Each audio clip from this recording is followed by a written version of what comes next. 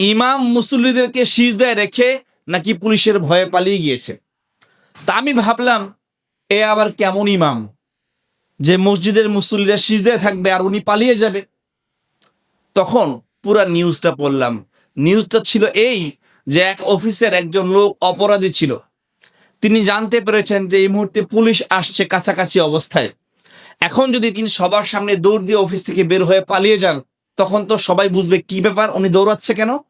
নামাজের সময় হয়েছে, উনি বলছে চলেন আমরা সবাই নামাজ পড়ি।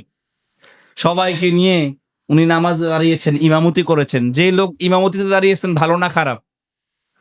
উদ্দেশ্য চুরি, উদ্দেশ্য সে করছে চুরি, এখন পালানোর জন্য রাস্তা খুঁজছে। সবার সামনে তো দৌড় দেওয়া যায় না। সবাইকে নিয়ে সে ইমাম হিসেবে দাঁড়িয়েছে। মাশাআল্লাহ, সূরা ফাতিহা পরে সবকিছু পরে প্রথম সিজদায় যখন গিয়েছে, সবাই তো এখন সিজদায়, সে আস্তে করে উঠে গেট দিয়ে পালিয়ে গিয়েছে। এখন বলেন, সে কি কোনো মসজিদের ইমাম, মাদ্রাসার কোনো শিক্ষক, মসজিদে কোনো খতিব? তো এমন একজন ব্যক্তি যিনি আসলে দুর্নীতিবাজ, আসলে চোর, শুধুমাত্র চোখে ধুলে দেওয়ার জন্য নামাজের অভিনয় করলো, সে কি ইমাম? তাহলে একজন সাংবাদিক যে বলল ইমাম পালিয়ে গেছে, বদনামটা কি একজন মানুষের হয়েছে না সকল আলেমদের হয়েছে?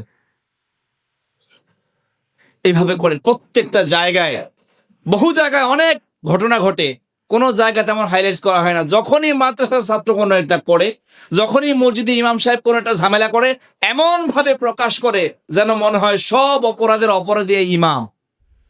অথচ একই অপরাধ সারা বাংলাদেশে অহরহ ঘটছে, অহরহ ঘটছে।